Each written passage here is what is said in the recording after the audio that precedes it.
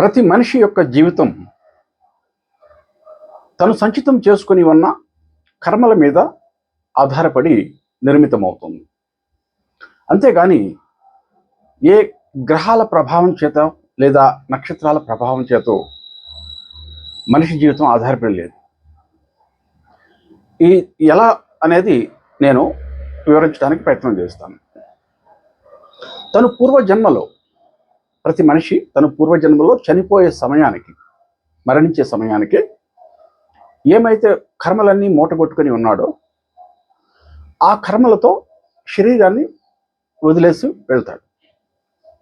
అంటే సూక్ష్మ శరీరం తన భౌతిక శరీరాన్ని వదిలేసేసి తన కర్మలను మాత్రం తీసుకొని వెళుతుంది. ఆ కర్మల యొక్క ఫలితంగా, ఆ కర్మలకి అనుగుణంగా ఏదో ఒక గర్భంలో మళ్ళీ జన్మనెత్తడం అనేది జరిగి తీరుతుంది. తన కర్మలకి అనుగుణంగా, ఉదాహరణకి పూర్వజన్మలో ఎవరైనా గొప్ప పుణ్యం మూట కొట్టుకుని ఉంటే దాని ఫలితంగా ఒక ధనవంతుడిగా రావాల్సి వస్తే ఒక బాగా డబ్బుండే వాళ్ళ కుటుంబంలో పుట్టడం జరుగుతుంది. అదేవిధంగా ఎవరైనా తను చేసిన పాపం కారణంగా ఒక బీదరికాన్ని అనుభవించాల్సి ఉంటుంది అనుకోండి, ఒక బీద వాళ్ళ ఇంట్లో పుట్టడం జరుగుతుంది. అదేవిధంగా మిగతా అన్ని పరిస్థితులు కూడా ఆ వ్యక్తికి నిర్మితం చేయబడతాయి.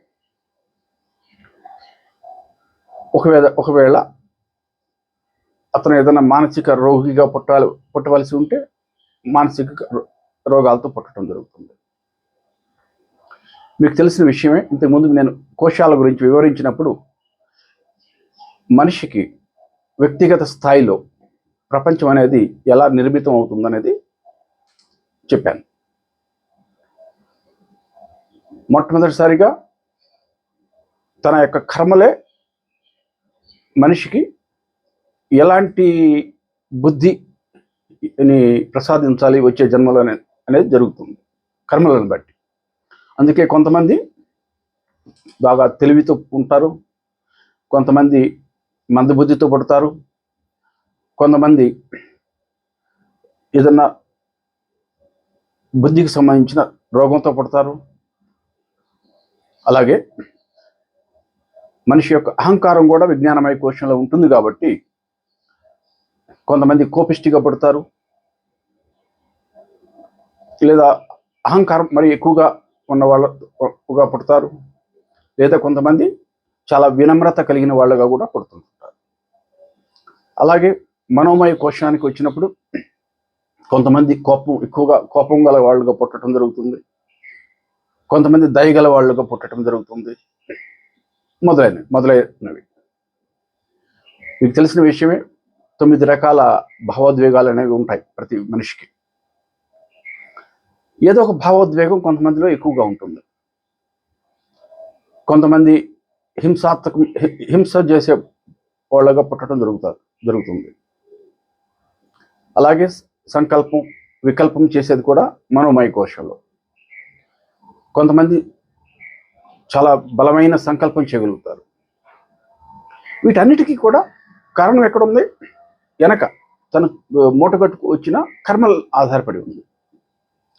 ఆ కర్మలు అన్ని విజ్ఞానమయ కోశంలో ఉంటాయనే విషయం మీకు ఇంతకు ముందే చెప్పాను.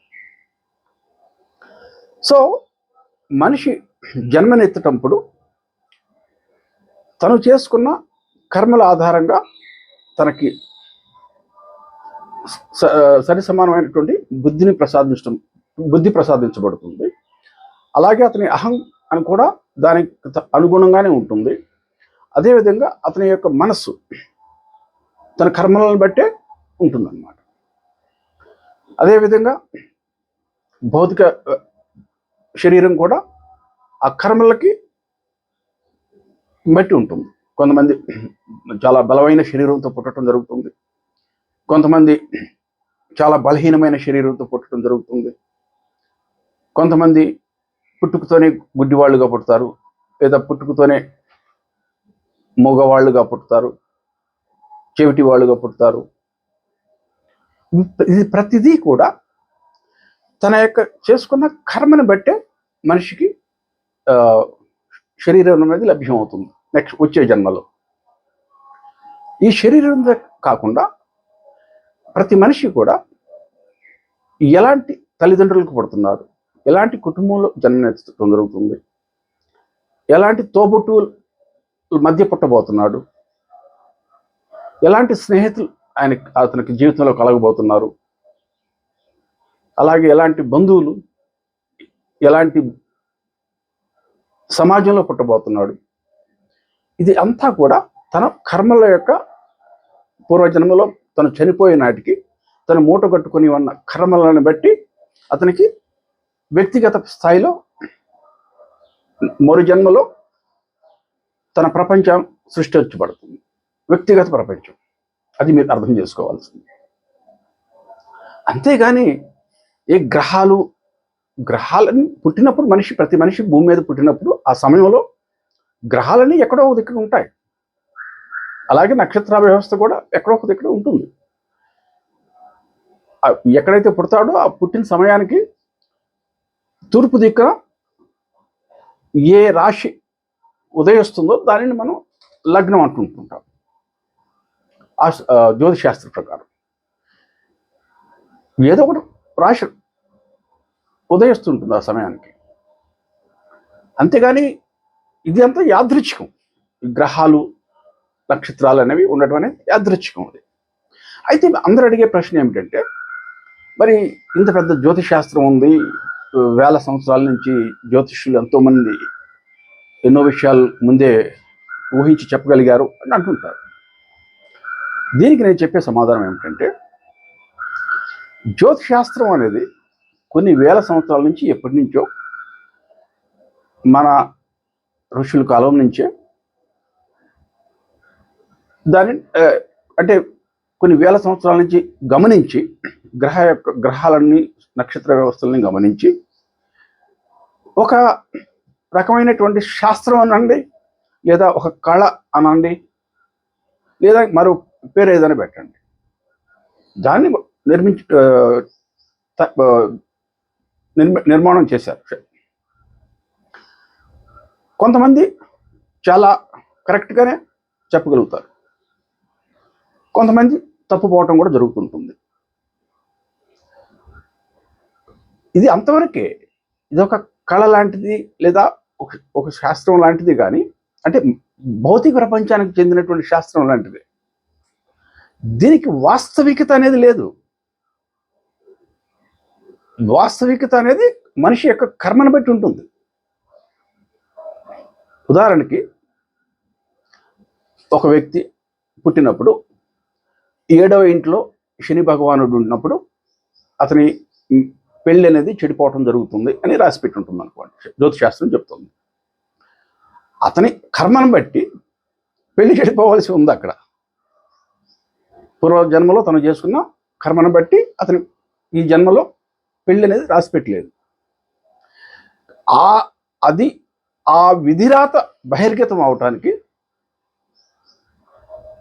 పుట్టిన సమయంలో 7వ ఇంట్లో శని భగవానుడు ఉండవచ్చు అక్కడ. ఎందుకంటే 7వ ఇంట్లో శని భగవానుడు ఉంటే జనరల్గా పెళ్లి చెడిపోతుంది అని జ్యోతిశాస్త్రం చెప్తుంది. అది యాదృచ్ఛికం. అది ఎప్పటి నుంచో కొన్ని వేల సంవత్సరాల నుంచి వీళ్ళు గమనించి అలా శాస్త్రాన్ని తయారు చేశారు.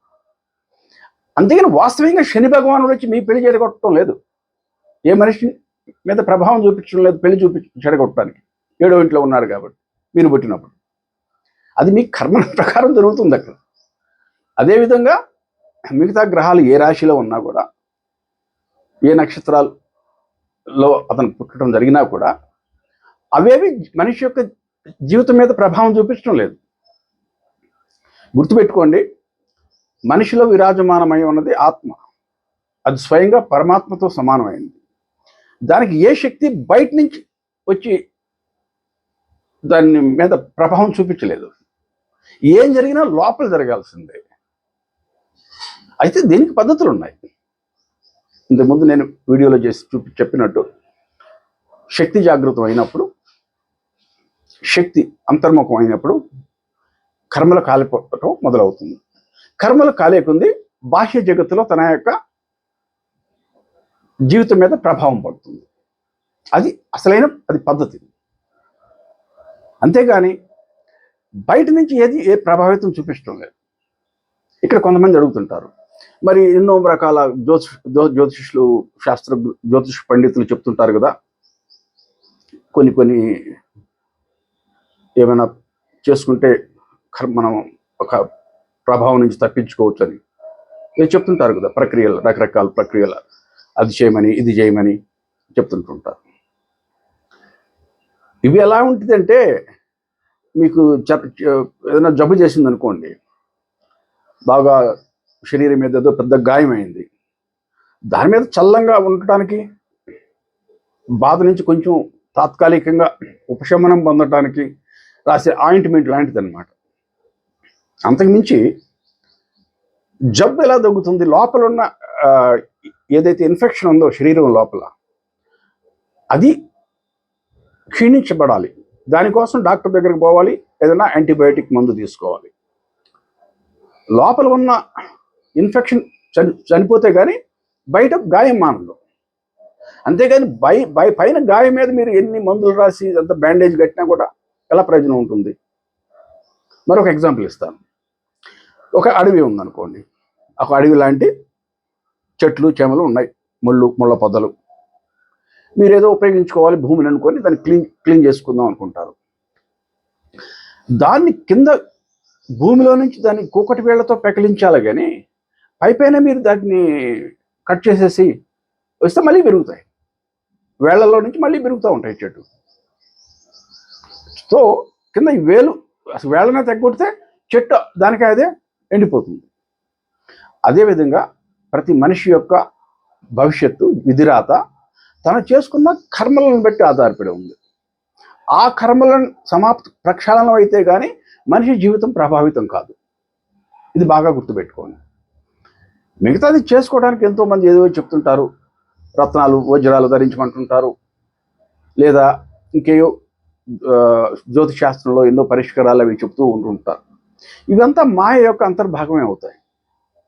మాయ యొక్క అంతర్భాగం.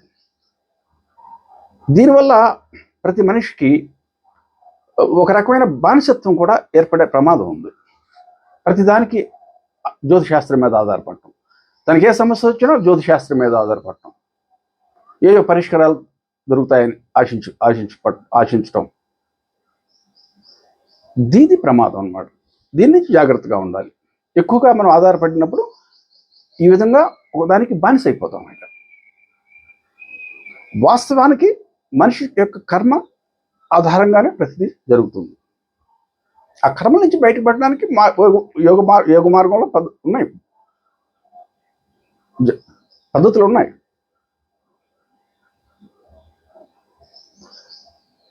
ఇక జ్యోతిశాస్త్రం అంటే ఏదో కుతూహలంగా మనం వింటుంటాం. ప్రతి మనిషి కూడా అనాది కాలం నుంచి, వేల సంవత్సరాల నుంచి మానవ జాతికి మన భవిష్యత్తు ఎలా ఉండబోతుందని తెలుసుకోవాలనే కుతూహలం అనేది ఎప్పటి నుంచో ఉంటుంది. దాని కారణంగా ఏదో శాస్త్రం, ఏదో ఒక రకమైన కళను తయారు చేశారు, డెవలప్ చేశారు అన్నమాట. వేల సంవత్సరాల నుంచి గమనించి ఓహో ఫలానా గ్రహం ఇక్కడ ఉంటే, ఈ రాశిలో ఉంటే ఇతని మనిషి యొక్క జీవితం బహుశా ఈ విధంగా జరగవచ్చు అని ఒక రకమైనటువంటి అవగాహనకు వచ్చారు. కానీ అది యాదృచ్ఛికం అన్నమాట. దాని మీద ఆధారపడకండి. సో ఈరోజు నేను చెప్పదలుచుకున్నది ఇంతవరకే. God bless you all.